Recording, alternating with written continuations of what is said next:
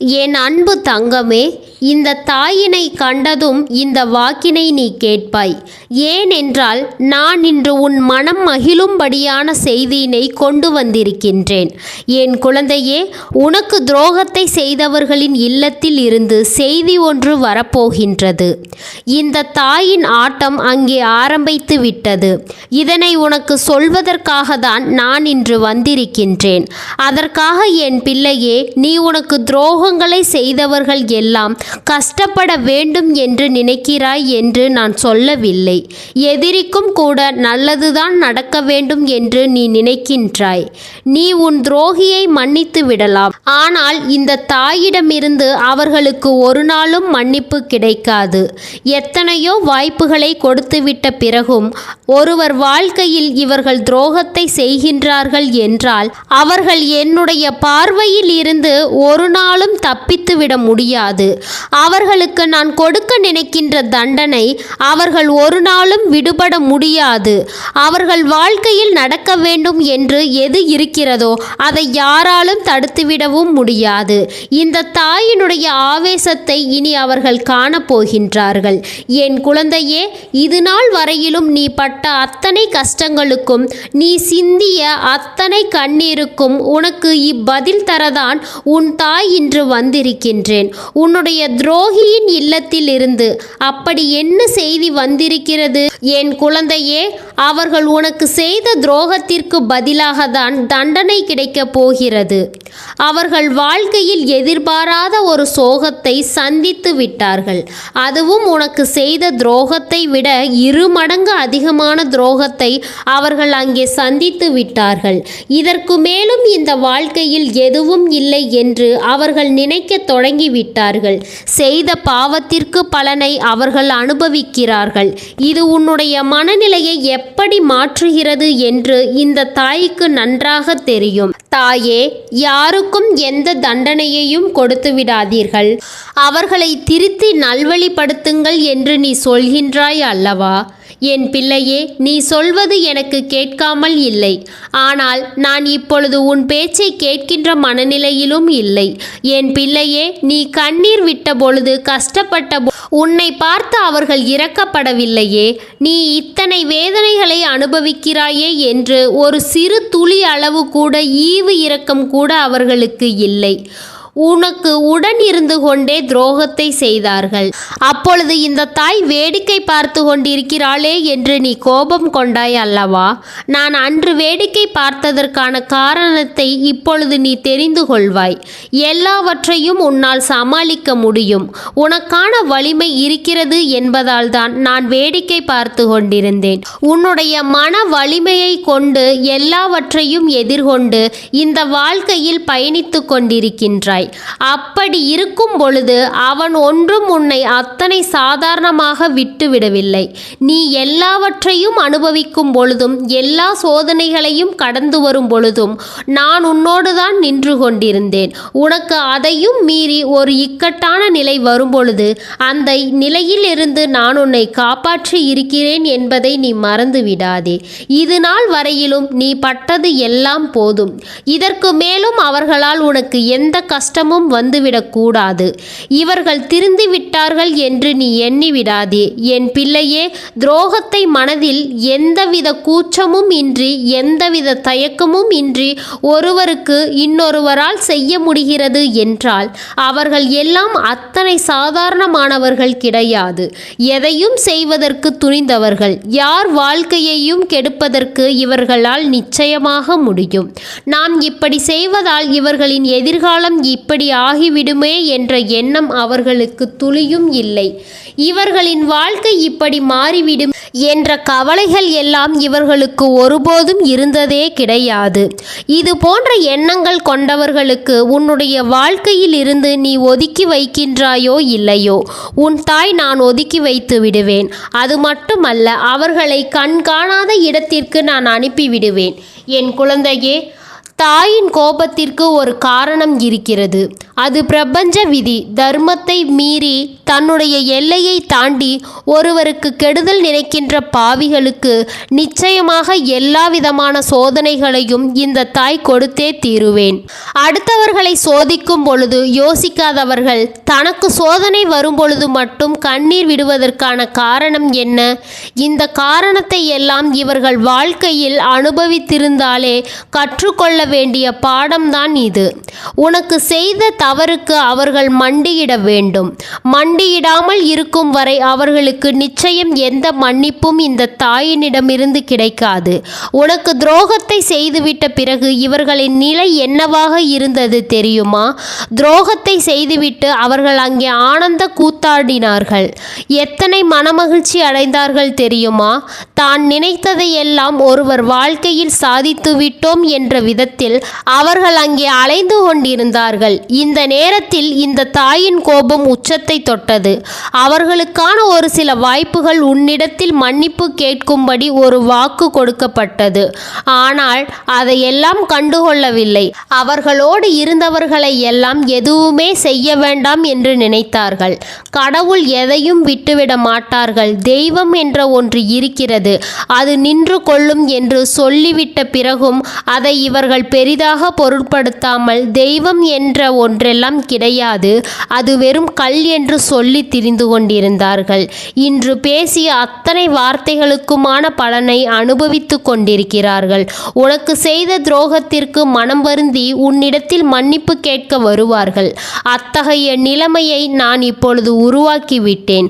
தெய்வம் கோபம் கொண்டால் என்ன நடக்கும் என்பதை இனி இவர்கள் வாழ்க்கையில் நடக்கின்ற விஷயங்களை வைத்து நீ பார்த்து கொள்வாய். என் குழந்தையே, கெட்டவர்கள் விடுகின்ற சாபங்கள் எல்லாம் ஒரு நாளும் மற்றவர்களுக்கு பலிக்காது. அதே நேரத்தில் ஒரு நல்லவன் இன்னொருவருக்கு கொடுக்கின்ற சாபமானது நிச்சயமாக நடக்கும்.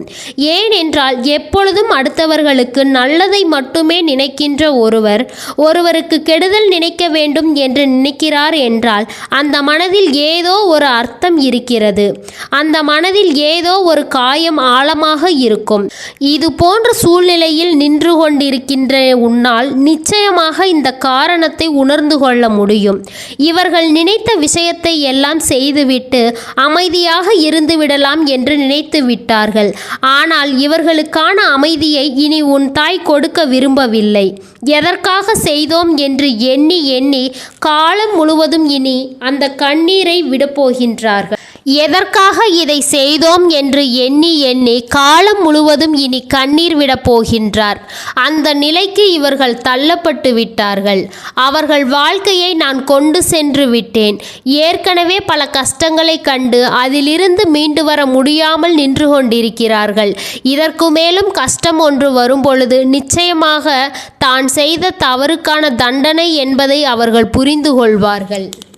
என் குழந்தையே, இது நாள் வரைக்கும் நீ நடந்த விஷயங்களை எண்ணி வருத்தப்படாமல் உன் தாய் வாழ்க்கையில் வந்த பிறகு உனக்கு இனி மகிழ்ச்சிதான், சந்தோஷம்தான். எதற்கும் வருத்தப்படாதே. உனக்கு பிறர் செய்த துரோகங்களுக்கு எல்லாம் ஒரு முடிவினை கட்டிவிடுவேன் என்பதை மட்டும் நீ நினைவில் வைத்துக்கொள். உன் தாயின் அன்பு மாறவில்லை. மற்றவர் முன்னிலையில் உன்னை ஒரு நாளும் நான் தலகுனிய விடமாட்டேன். உன்னுடைய நம்பிக்கையில் கவனமாக இருந்துவிட்டால் போதும். மற்றபடி எல்லா விஷயங்களும் நீ நினைத்தபடியே நடக்கும். நான் உனக்கு சோதனைகளை கொடுப்பேன். ஆனால் அதே நேரத்தில் அந்த சோதனையில் இருந்து உன்னை மீட்டும் எடுப்பேன் என்பதை நீ புரிந்து கொள்ள வேண்டும்.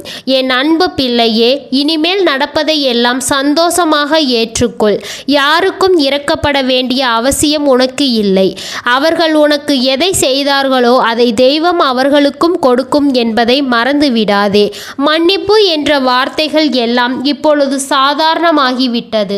அதற்கெல்லாம் இப்பொழுது உணர்வுகள் இல்லாமல் போய்விட்டது.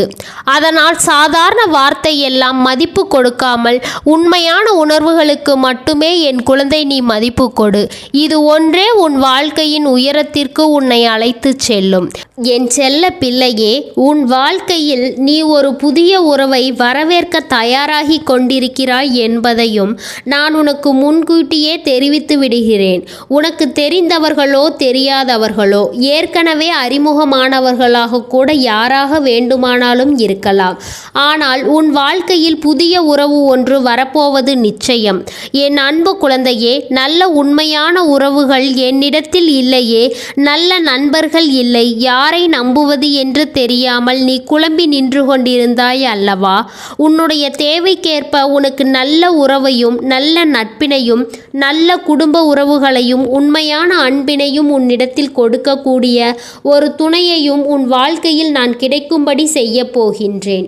இனிமேல் நீ செய்ய போகின்ற தொழில் ஏற்கனவே நடந்து கொண்டிருக்கின்ற தொழிலை விட இன்னும் முன்னேற்றம் அடையவும், உன்னுடைய வேலைகளில் நீ வெற்றி பெறுவதற்காக அங்கே நல்ல சூழ்நிலைகளையும் எல்லாம் நான் அமைய வைக்கப் போகின்றேன்.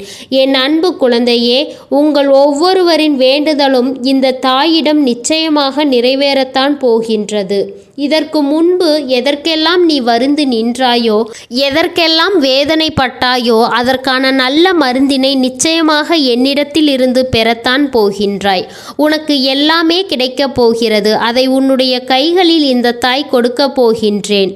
உன்னுடைய வாழ்க்கையில் நல்ல விஷயங்கள் நடக்கும் பொழுது நீயாகவே இதையெல்லாம் உணர்ந்து கொள்வாய். என் அன்பு குழந்தையே, இதுவரை உனக்கு எந்தெந்த விஷயங்கள் எல்லாம் கிடைக்காமல் இருந்ததோ, எந்தெந்த விஷயங்கள் எல்லாம் தடைபெற்று நின்றதோ, அதையெல்லாம் இனிமேல் நடக்கப் போகின்றது. அதற்கான நாட்கள் சீக்கிரம் வந்துவிட்டது. இந்த தாயின் மீது நம்பிக்கையை அதிகமாக வைத்து விட்டாய் அல்லவா? அப்படி இருக்கும் பொழுது இனிமேல் உன் வாழ்க்கையில் நல்ல விஷயங்களை நடத்தி காட்டுவது என்னுடைய முழு பொறுப்பாக மாறி இருக்கிறது. நான் ஒருபோதும் உன்னை கைவிட்டுவிட மாட்டேன். நான் என்றும் உன்னுடனே துணையாக இருந்து உன்னை நல்வழியில் நடத்தி செல்ல போகின்றேன். அது மட்டுமல்ல, உனக்கு வரக்கூடிய பெரிய ஆபத்துகளில் இருந்தும் உன்னை காப்பாற்றி உன்னுடைய உடல் நலனையும் உன்னுடைய குடும்ப நலத்தையும் நான் மீட்டெடுக்க போகின்றேன். அதுவரையில் உனக்கு பொறுமை என்பது கொஞ்சம் அவசியம் தேவைப்படுகிறது. நம் தாய் வாக்கு கொடுத்து விட்டார். இனி நமக்கு நல்லது மட்டுமே நடக்கும் என்பதை நீ நினைவில் வைத்துக்கொள்ள வேண்டும். என் அன்பு குழந்தையே, சந்தோஷம் என்பது என்ன தெரியுமா? பிரச்சனை இல்லாமல் வாழ்வது கிடையாது. எவ்வளவு பிரச்சனைகள் வந்தாலும் அதையெல்லாம் சமாளித்து அந்த சூழ்நிலைகளை எல்லாம் வெற்றி கொண்டு நிம்மதியாக இருப்பதே உண்மையான சந்தோஷம் என்பதை நீ புரிந்து கொள்ள வேண்டும். இனி என் செல்ல குழந்தைக்கு நிரந்தரமான சந்தோஷம்தான் வாழ்க்கையில் அமையப் போகிறது. இனி எத்தனை கஷ்டங்கள் வந்தாலும், எத்தனை துயரங்கள் வந்தாலும் அதையெல்லாம் மிக எளிமையாக கடந்து வரவும் ஜெயித்து வரவும் அத்தனை திறமைகளையும் நான் உனக்கு கொடுக்க போகிறேன். உன் வாழ்க்கையில் உனக்கு மிகப்பெரிய நம்பிக்கையையும் துணிச்சலையும் தைரியத்தையும் இந்த தாய் கொண்டு வந்து கொடுக்க போகிறேன். அது மட்டுமல்ல, நீ இன்னொரு விஷயத்தையும் உனக்குள்ளே பழகிக்கொள்ள வேண்டும். என்ன தெரியுமா? உன்னிடத்திலே புன்னகையையும் மௌனத்தையும் நீ எப்பொழுதும் வைத்திருக்க வேண்டும். ஏனென்றால் பல பிரச்சனைகளை எல்லாம் கடந்து வருவதற்கு இந்த இரண்டுமே உனக்கு ஆயுதங்களாக பயன்பட போகிறது. என் அன்பு குழந்தையே, உன்னுடைய அழகான புன்னகை என்பது பல பிரச்சனைகளை உனக்கு தீர்த்து வைக்கும். அதே சமயத்தில் உன்னுடைய மௌனம் என்பது பல பிரச்சனைகளை உனக்கு மீண்டும் வராமல் தடுத்துவிடும். சரியான இடத்தில் நீ சிரித்து விட்டாலே பல பிரச்சனைகளை எல்லாம் காணாமல் போய்விடும். உன் முகத்தில் இருக்கின்ற அழகான புன்னகை ஒட்டுமொத்த மனநிலையையும் மாற்றிவிடும் அல்லவா? அதனால் பிரச்சனைகள் எளிதில் முடிந்து விடுவதற்கு வாய்ப்புகள் இருக்கிறது. அதே சமயத்தில் உன்னுடைய மௌனத்தை பலருடைய பிரச்சனைகளை சமாளிப்பதற்கும் அந்த பிரச்சனைகள் உன்னை நோக்கி வரவிடாமல் தடுப்பதற்கும், உன்னை சோதித்து பார்ப்பவர்களுக்கு, உன்னை தீண்டி கோபமடைய செய்பவர்களுக்கு எல்லாவற்றையும் தாண்டி நீ உன்னுடைய வேலை என்னவோ அதை மட்டுமே நீ செய்து கொண்டு மௌனமாக கடந்து சென்று விட்டால் எப்பேற்பட்ட கஷ்டங்களும் உன் அருகில் வந்து நிற்பதற்கு கூட சக்தி இல்லாமல் வலுவிழந்து சென்றுவிடும். அதனால் இதை இரண்டையும் நீ எப்பொழுதும் உன் வாழ்க்கையில் பயன்படுத்த வேண்டும் என்பதை மறந்துவிடாதே. என் அன்பு குழந்தையே, இந்த வாழ்க்கையில் வெற்றியும் தோல்வியும் யாருக்கும் நிரந்தரம் கிடையாது.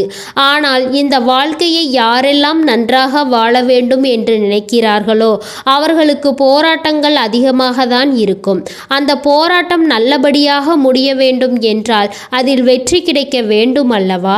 அப்படிப்பட்ட வெற்றி தான் இனி உனக்கு கிடைக்கப் போகிறது.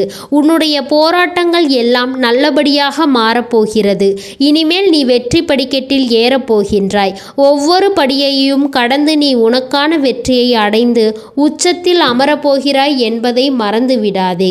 என் அன்பு குழந்தையே, இதுவரை வாழ்க்கையில் எதையெல்லாம் தேடி நீ சென்றாயோ அதுவெல்லாம் இனி உன்னை தேடி வரத்தான் போகிறது. நீ எதிர்பார்த்ததை போலவே உன்னுடைய வாழ்க்கை இனி அமையத்தான் போகின்றது. அதை மாற்றி அமைக்க வேண்டியது உன்னுடைய தாயின் பொறுப்பு என்பதை நினைவில் வைத்துக்கொள். இந்த சூழ்நிலைகளை எல்லாம் மாற்றி அமைத்துவிட்டு அதற்கான சக்தியையும் நான் உனக்குள் கொடுக்கத்தான் போகின்றேன். என் அன்பு பிள்ளையே, இந்த சூழ்நிலைகளை எல்லாம் உணர்ந்து உனக்குள்ளே இந்த தாயினுடைய சக்தியினை நீ உணர வேண்டும். உன்னுடைய முயற்சிகளை நீ எதுவும் செய்யாமல் எல்லாவற்றையும் தாய் பார்த்து கொள்வார் என்று நீயாகவே எந்த ஒரு விஷயத்தையும் தவற விட்டு விடாதே. உன்னுடைய சொந்த முயற்சியை நீ செய்யும் பொழுது இந்த தாய் உனக்கு துணையாக இருந்து எல்லா வழிகளையும் உனக்கு ஏற்படுத்தி கொடுத்து உன்னை வெற்றி பெறச் செய்வேன். ஏதேனும் மனம் தளர்ந்து போகின்ற சூழ்நிலையோ விரக்தியோ ஏற்படுகின்ற சூழ்நிலை வந்துவிட்டால் நீ நினைக்க வேண்டியது என்ன தெரியுமா? இந்த தாயினை மனதார நினைத்து கொண்டு உன்னால் எல்லாம் முடியும், என்னால் இந்த விஷயத்தை செய்ய முடியவில்லை என்றால் யாராலும் செய்ய முடியாது, என் தாய் எனக்கு துணையாக இருக்கிறார், நான் இதை செய்துவிட்டு தான் வேறு வேலையை பார்ப்பேன் என்ற தன்னம்பிக்கையை நீ உனக்குள்ளே அதிகமாக வைத்திருக்க வேண்டும். என் அன்பு குழந்தையே, உன்னுடைய மனதில் தோன்றுகின்ற எல்லா எண்ணங்களையும் எப்பொழுதும் நீ நேர்மறையாகவே வைத்திருக்க வேண்டும். அது மட்டுமல்ல, எப்பொழுதெல்லாம் நீயாகவே உனக்குள் பேசிக்கொள்கின்றாயோ அப்பொழுது உன்னுடைய வாயில் இருந்து வருகின்ற வார்த்தைகள் எல்லாம் என்னால் முடியும், நான் தான் இதை சிறப்பாக செய்வேன், என்னை விட இங்கு யாரும் இந்த வேலையை இத்தனை சிறப்பாக செய்ய முடியாது என்ற நம்பிக்கையை நீ அதிகமாக வைத்திருக்க வேண்டும். உன்னுடைய எண்ணங்கள் எப்பொழுதும் நேர்மறையாகவும் மிக அழகாகவும் நீ இருக்க வேண்டும். உன்னுடைய வாழ்க்கை அப்பொழுது மிக அழகான பூந்தோட்டம் போல மாறிவிடும். உன்னை சுற்றி இருப்பவர்கள் எல்லோரும் உனக்கு நன்மைகளை மட்டுமே செய்வார்கள். தவறுகள் செய்வதற்கோ துரோகங்கள் செய்வதற்கோ நினைக்க மாட்டார்கள். அவர்கள் மனதில் அப்படி ஏதேனும் தவறான எண்ணங்கள் இருந்தால் அவர்கள் எல்லாம் உன்னை விட்டு விலகி ஓடிவிடுவார்கள். என் அன்பு குழந்தையே, உன் வாழ்க்கையில் எல்லா செல்வ வளங்களும் எல்லா நன்மைகளும் உனக்கு கிடைக்கும்படி நீ ஆசைப்பட்ட எல்லா விஷயத்தையும் நான் உனக்கு செய்து கொடுக்க போகின்றேன். நீ ஆசைப்பட்ட எல்லா விஷயங்களையும் நான் உனக்கு செய்து கொடுக்க போகின்றேன். எல்லாமே உன்னுடைய நன்மைக்காக தான் அமைய போகின்றது. எல்லோருக்கும் அவர்கள் நினைத்தது போல ஆசைப்பட்ட வாழ்க்கை அமைந்து விடாது. அதே நேரத்தில் நீ இந்த தாயினை நம்பிக்கொண்டு தொடர்ந்து நீ முயற்சி செய்து கொண்டு வருவதால் நீ எதிர்பார்த்ததை விட அழகான சிறப்பான வாழ்க்கையை நான் உனக்கு அமைத்து கொடுக்க போகிறேன். யார் என்ன நினைத்தாலும் பரவாயில்லை என்று நீ யாரையும் ஏமாற்றாமல் உண்மையாகவும் நேர்மையாகவும் உன்னுடைய மனசாட்சி படியும் நீ வாழ்ந்தாலே போதும். உன்னிடத்தில் தெரிந்தே தவறு செய்பவர்களை துரோகங்களையும் செய்பவர்களை மீண்டும் மீண்டும் நம்பும் அளவிற்கு நீ ஒருபோதும் முட்டாள்தனமாக இருந்து விடாதே. என் செல்லமே, அப்படிப்பட்டவர்களிடமிருந்து நீ விலகி இருந்து அவர்களுடைய அந்த தவறினை அவர்களுக்கு உணர்த்த வேண்டும். உன்னுடைய நடவடிக்கைகள் தான் அவர்களுக்கு மீண்டும் அப்படி ஒரு தவறினை செய்யக்கூடாது என்ற எண்ணத்தை உருவாக்கும் என்பதை நினைவில் வைத்து கொள்ள வேண்டும். எதிரியாக இருந்தாலும் சரி அல்லது உன்னை அலட்சியம் செய்யும் குடும்ப உறவுகளாக இருந்தாலும் சரி, அவர்களுக்கு எப்போதும் நீ மௌனத்தை மட்டுமே பதிலாகவும் பரிசாகவும் கொடு. விரைவில் உன் வாழ்க்கை மாறும் அல்லவா? அப்போது எல்லாவற்றையும் அவர்களே உணர்ந்து கொள்வார்கள். எப்பொழுதும் நீ மற்றவர்களிடத்தில் நன்றி உணர்வோடு இருந்து கொண்டால் அதுவே உனக்கு எல்லா நன்மைகளையும் கொண்டு வந்து கொடுக்கும். என் அன்பு குழந்தைக்கு இந்த தாயினுடைய அன்பும் அரவணைப்பும் என்றும் எப்பொழுதும் முழுமையாக கிடைத்து கொண்டே இருக்கும். நீ எதற்காகவும் கலங்காதே, எதை நினைத்தும் வருந்தாதே. இனி எல்லாம் நடப்பது நன்மையாகவே உனக்கு நடக்கும். ஓம் ஸ்ரீ வராகி தாயே போற்றி போற்றி. ஓம் ஸ்ரீ வராகி தாயே போற்றி போற்றி.